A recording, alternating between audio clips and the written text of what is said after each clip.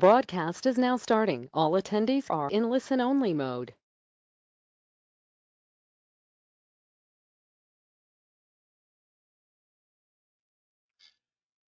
Hello and welcome. Welcome to the Avant webinar today, 8 Common Grammar Mistakes, Part 1. So we're going to do 4 of the 8 grammar mistakes that we're going to go over in the series of these 2 webinars. As you know, grammar, very important on the IELTS tests. In general, just for English, you can't expect to take a grammar, an English test without, of course, having some grammar involved, and of course that comes into play not only in the speaking section or the writing section of the IELTS test, but of course also in the reading section as well. So all across the exam, good grammar is important. Now it's more apparent in the writing and the speaking section, and they are checking for grammar mistakes. So of course we want to have no grammar mistakes on the IELTS test, so we don't have to worry about that part of our score. I noticed here in the poll that people are participating in, thank you, that most people say that they have medium grammar skills. So at this point of your English career, if you're on the about to take the IELTS exam, they should be rather strong at this point. But of course, in your IELTS preparation for the exam, you can, of course, review over grammar. You probably know where your strengths and weaknesses are in grammar. We may be going over some of them today in the 4 mistakes that we're going to look at. But definitely review the grammar in your IELTS preparation, and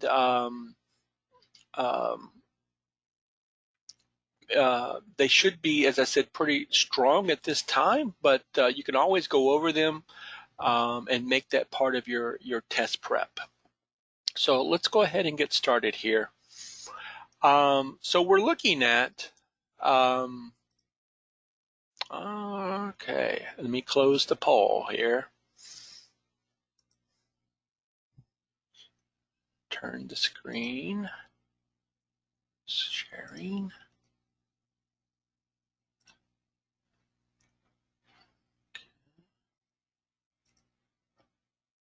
Okay.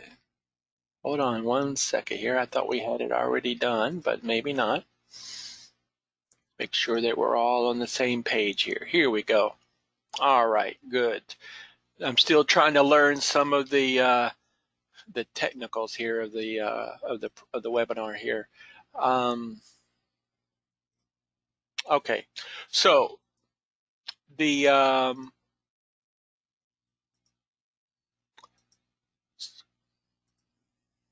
right, let's get this out of the way here. So today, as I said, this is part 1. So we're looking at these 4 grammar mistakes: subject-verb agreement, sentence fragments, the use of commas, and confusing words. In the next series, there were 7, but I moved it up to 8, try to make it a little bit more balanced.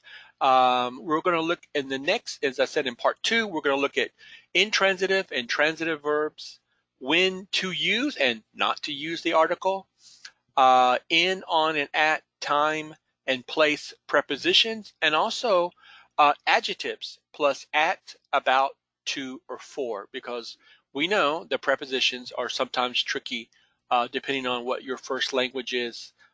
So make sure that you tune in for the part 2 of grammar as well. I think it's later on in this week. But for today, we're starting off with what I consider the most, the number 1 grammar mistake that folks make is subject-verb agreement, or you could call it subject-verb disagreement. Now, the rule is pretty simple. Of all the grammar rules in English, this one, it doesn't have any exceptions. As you know, English has many exceptions to the rules, but in this case, they remain the same. And that is, if you have a single subject, then you have a single verb. If you have a plural subject, then you have a plural verb.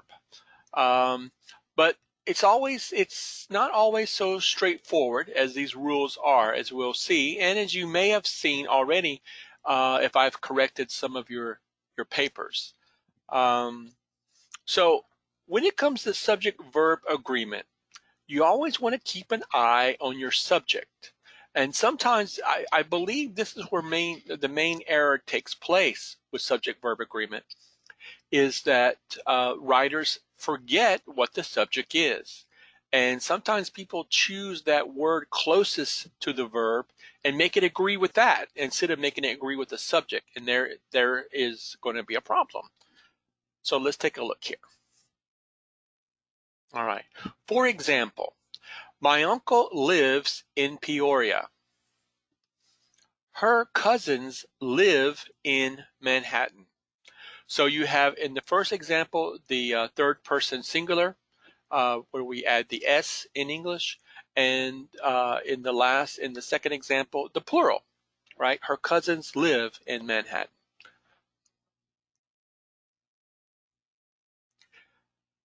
So as I said, subject-verb agreement is probably the most common mistake. And there are some words in English, some expressions, some phrases that require a singular verb. And some of those words are each and somebody and anybody, everybody and everyone, and nothing. All of these take a singular verb.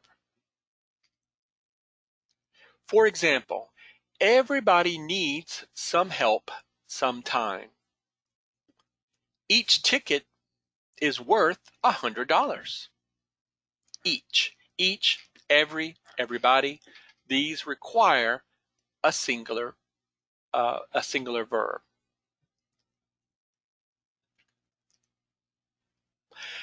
The verb in an either or neither nor sentence agrees with the noun or pronoun closest to it. Aha, let's look here. Neither those cups nor that plate goes on the shelf. Plate, singular, closest to the verb.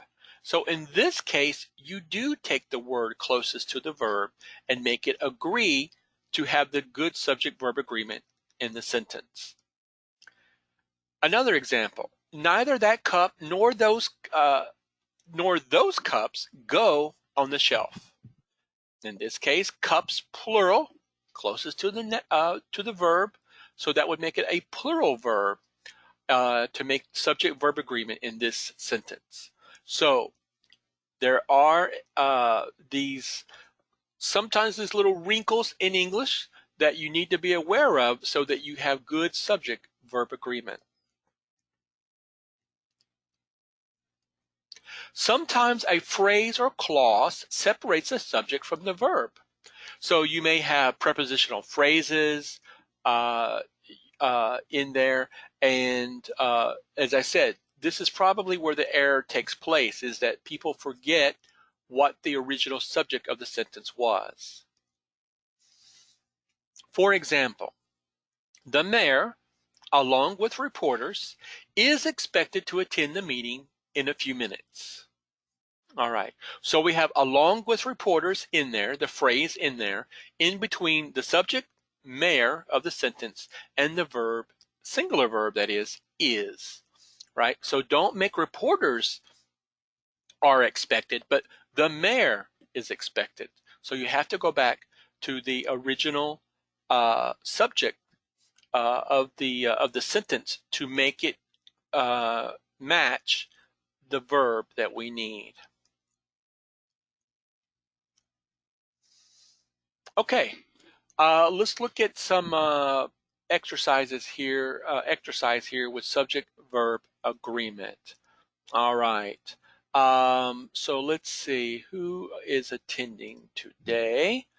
And Who knows the answer to this question? Can you raise your hand and I can call on you? Who knows the answer to our first quiz question here?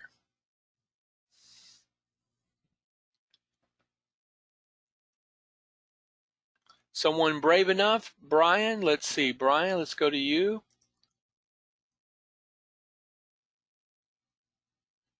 Hello, Brian?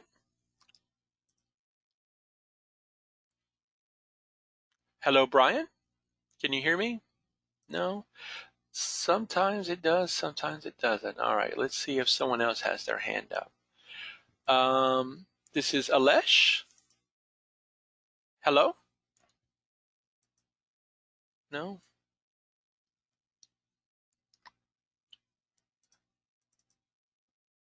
They're all muted. Hello? No? Not opening up. Okay. Let's see here. Elaine? Let's try Elaine. Elaine? Can you unmute yourself, Elaine? No? Okay. All right. So Simone and her brothers. Plural subject, plural verb, right? Simone and her brothers are at school. All right. Either my mother or father is or are coming for dinner. Okay. Who knows the answer to this question? Carmelin? All right.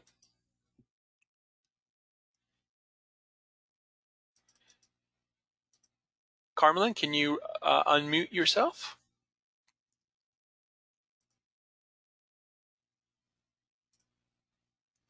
Oh, this does not seem to be working. Oh. Is.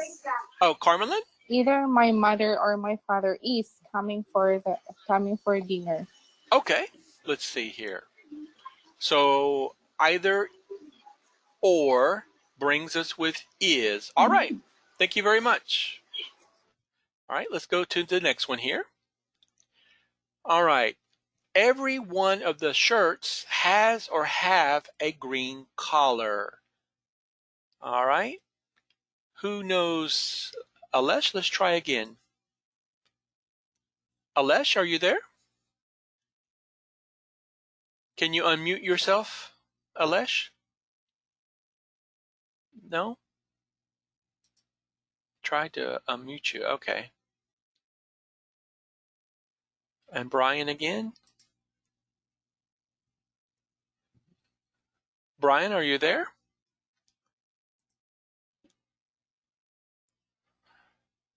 Brian says, okay, let's see. Okay. All right, let's see here. All right, so we have every, right? And when we have every, we know, even though we have shirts plural here, we know, oh, great. We know that it takes a singular verb. Every one of the shirts has a green collar. All right. Number 4, either my shoes or your coat is or are always on the floor. All right. Who knows the answer to this one? Alesh, we'll try again. Alesh, are you there? Can you unmute yourself?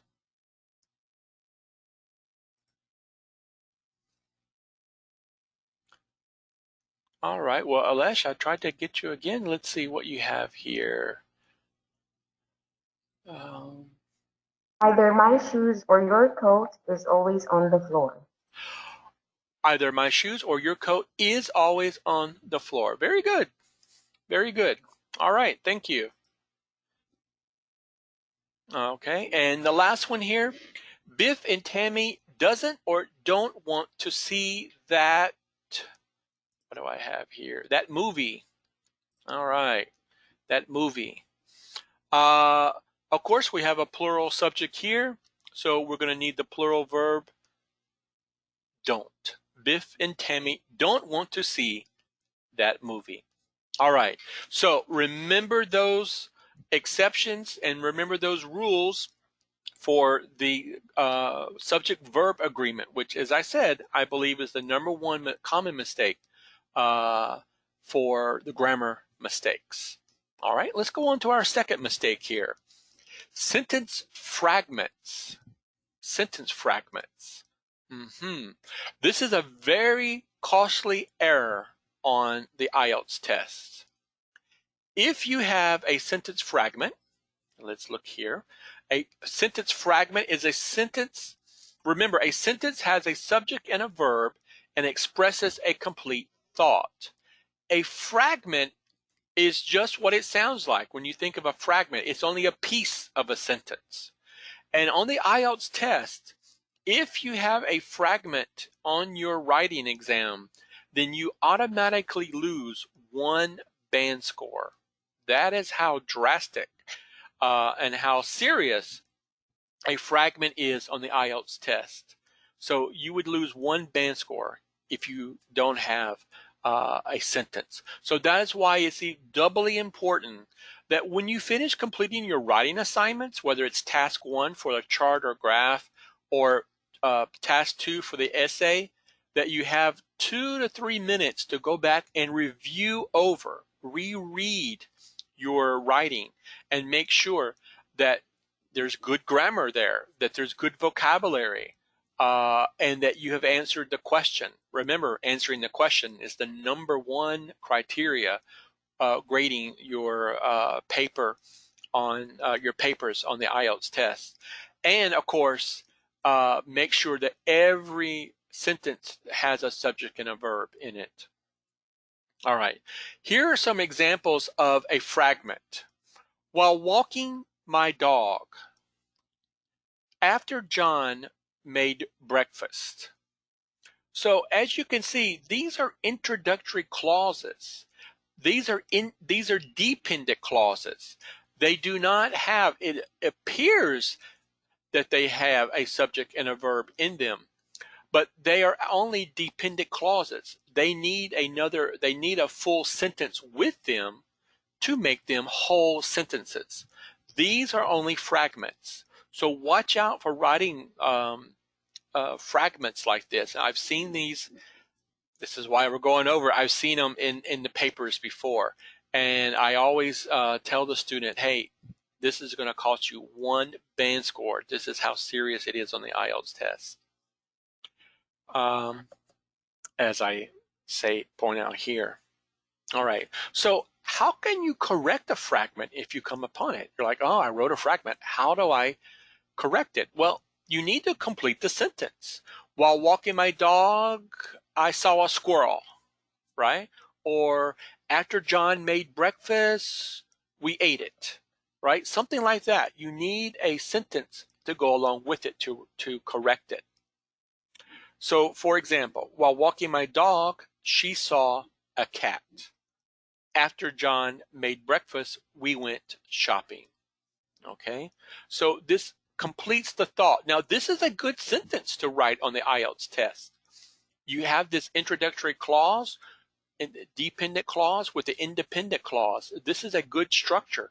You want to remember, this is a good structure to write on the IELTS test to get you a higher score. But it has to be done correctly. All right. Now, the use of commas. In the Punctuation 1 webinar that we did yesterday, we talked about commas. Now, there, of course, are some errors related to using the commas, and this affects your coherence and cohesion score on the test. If the person, sometimes, the punctuation can affect the meaning of the sentence and also what you are trying to say. So this is very important to look at the commas. So let's take a look here. So as I say, carefully consider these 3 comma miscues or mistakes. We talked about this in the punctuation webinar, comma splice. Now a splice, in general, think of it like 2 wires, and you try to tie the two wires together. That's what they call a splice. Well, a comma splice is when you take a comma and you put together two sentences with a comma. For example, Barbara is a good student. She studies often. All right. And remember what I say, a comma is only a pause. It's only a temporary stop in the sentence. It's not a full stop, which is what the British call a period. It's only a pause in the sentence. So a comma is not strong enough to hold together two sentences.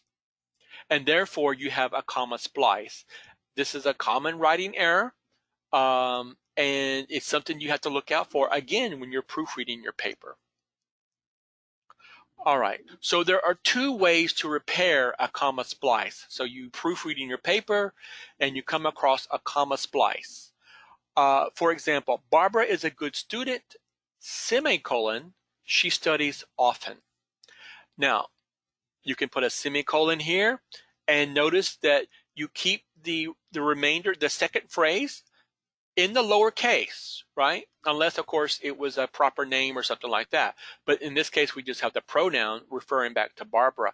So it stays in the lower case. But a semicolon is strong enough to hold two independent clauses together, two sentences together.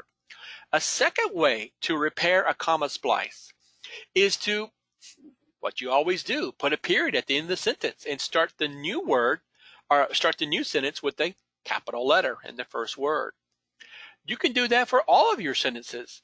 This is more stylistic and it shows a little bit more advanced writing technique, which is good on the IELTS test if you can do it.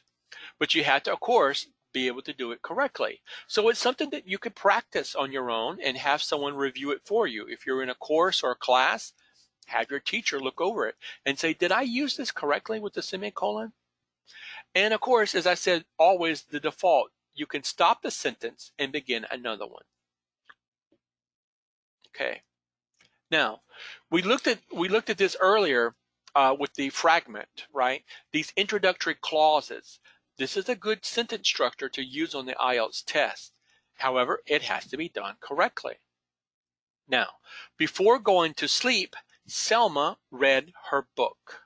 All right. So in these introductory clauses, they need to be followed by a comma. And then you have the rest of your sentence. And in our third case here, conjunctions. Very important as well to extend your answer, right? Or to make your sentence a little bit more complex. Using and, using but, or for, or nor, yet, or so. These are the common conjunctions to use in English that separate two independent clauses. Two independent clauses, right? Two sentences. Two sentences. All right. Let's look at some examples here. I like to go skiing, but not snorkeling. All right. When you do not have a full complete sentence that follows the conjunction, notice that there is no comma here. There is no comma here. However, in the example below, we rewrote the sentence and said, I like to go skiing, but I don't like snorkeling. So again, here we have a full sentence that follows the conjunction, and therefore we use the comma. All right. So these are these little nuances in the language that you need to be able to know in order to write better and stronger sentences on the IELTS exam.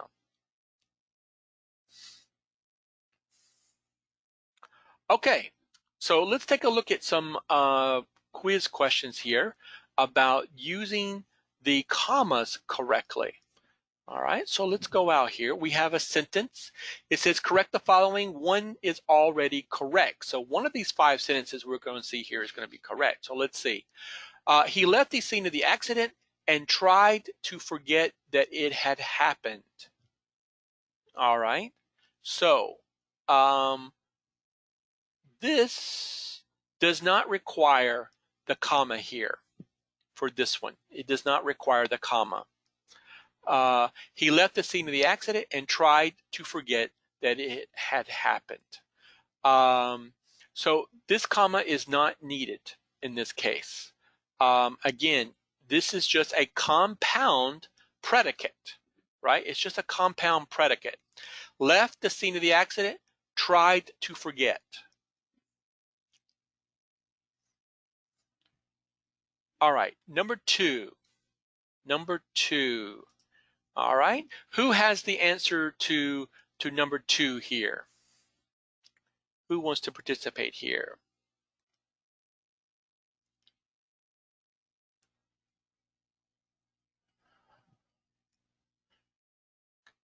All right, Carmelin, let's try again here.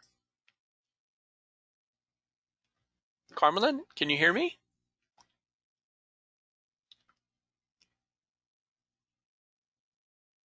Okay. Somehow the mute and unmute are not going so great here. Let's see. Alesh?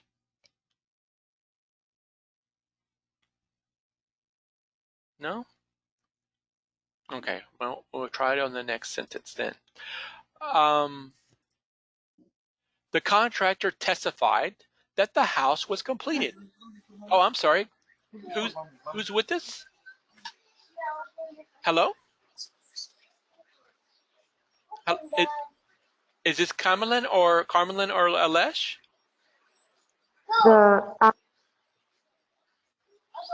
Alesh, go ahead. Okay, the contractor testified that the house was completed, comma, but he would charge for his extra work. All right. So we have the comma here because we have a full sentence that comes after the conjunction. All right, very good. Very good. All right, thank you. Let's look at the next sentence here. All right. He went to Bar Harbor but did not take the ferry to Nova Scotia. So let's see here. Who has a response for this one?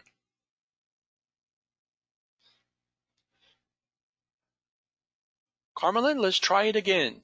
I don't know. Sometimes I guess it's a little delayed in releasing here.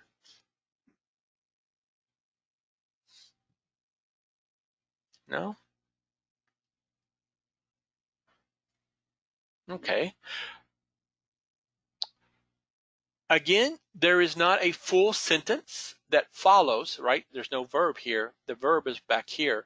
There's no full sentence that follows the conjunction, so we do not need a comma here. All right? There's no need for the comma here. Let's go on to the next one.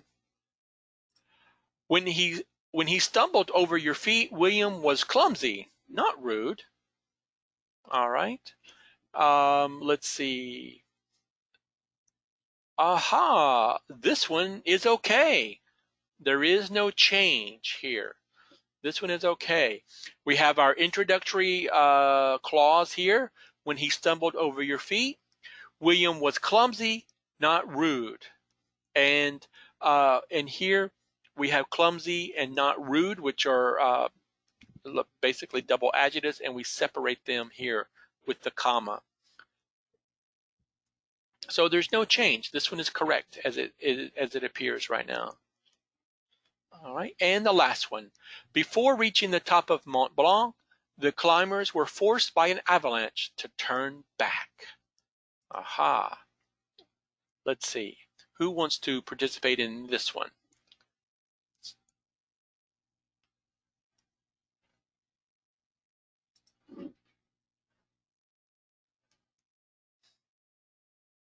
Okay.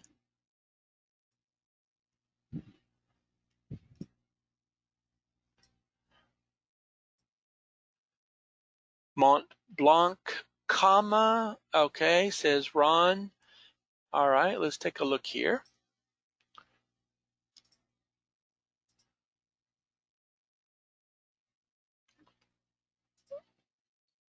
Before reaching the top of Mont Blanc, comma, you're correct, Ron, the climbers were forced by the avalanche to turn back. And of course, we left off the period. We need the period there as well. So very good.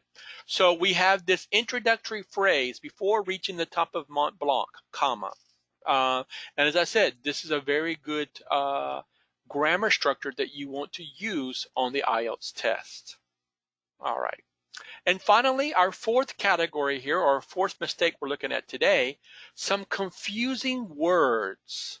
So I put them into the grammar part. These are some words that that people often get mistaken when they're writing English. So let's take a look here. All right, do you confuse these words? Yes, the favorites, who and whom.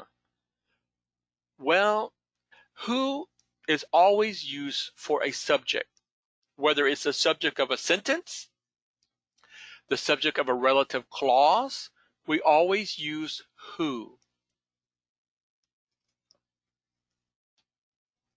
And whom is an object.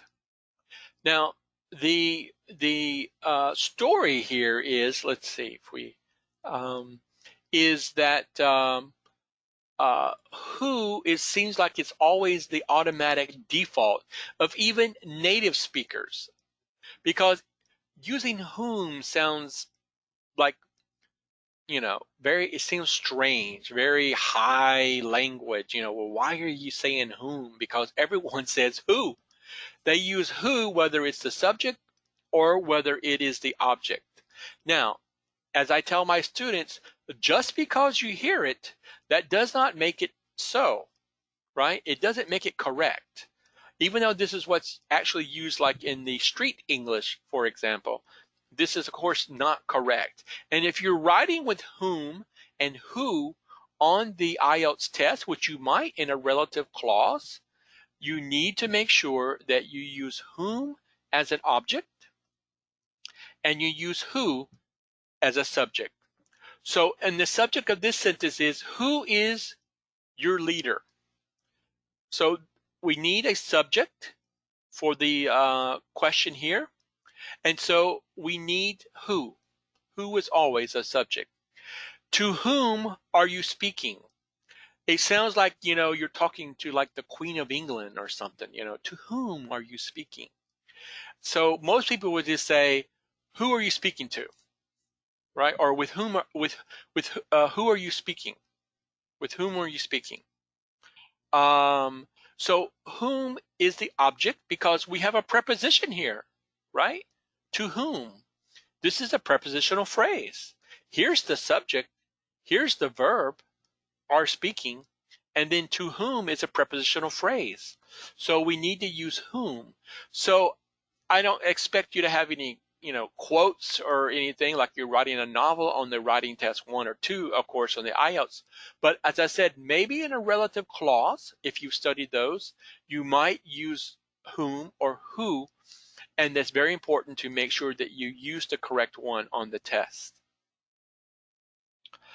It's and its, as in it is. So its, its, is the possessive pronoun. And it apostrophe s is the contraction for it is.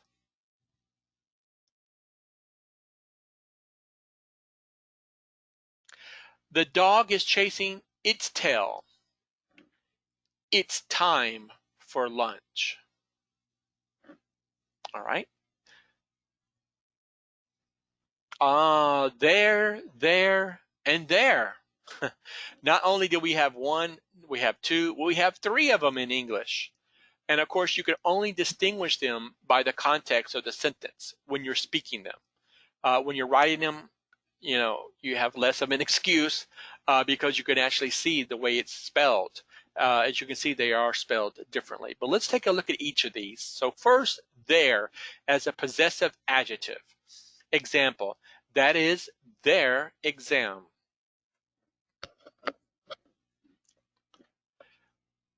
There, as in they are, the contraction. they're going to the game tonight. They are going to the game tonight. So there. And THERE, as in there, for when you're talking about location, whether it's real or whether it's abstract. Example, I'm not going there anymore. I'm not going there anymore, to a place or location. All right. And the construction which I, as my students know, do not like, there is and there are. It's a rather weak construction when you're writing on the IELTS test. But there are 3 cities I want to visit. And remember, for subject-verb agreement, the whether it's there is or there are depends on the noun that follows it. So in this case, we have cities, which is plural, so therefore we have there are. There are.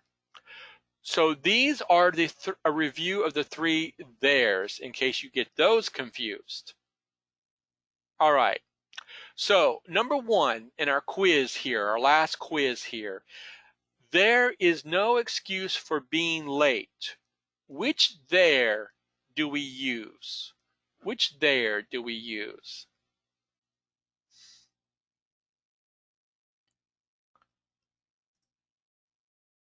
Arnaldo, can you help us out with this one?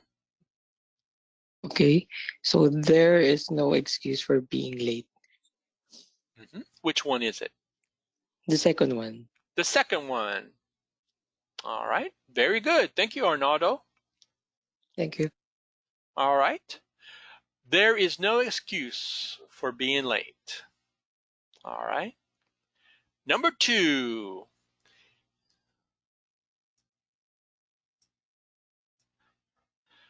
All right. It's no use to study anymore tonight. All right. Which one would you choose? Let's see here. Which one would you choose?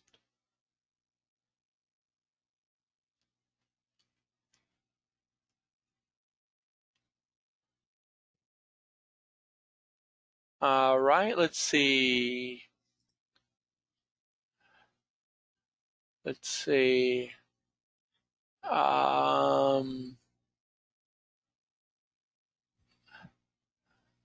Well, let's move this out of the way here. So it is no use to study anymore, right? We need the contraction. It is. It's no use to study anymore tonight. Okay. Number 3, Jack is speaking to the delivery person who or whom brought our pizza. Aha.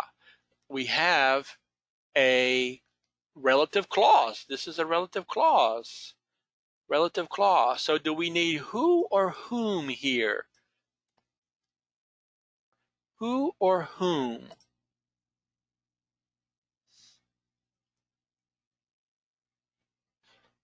Let's see here. Who has a response?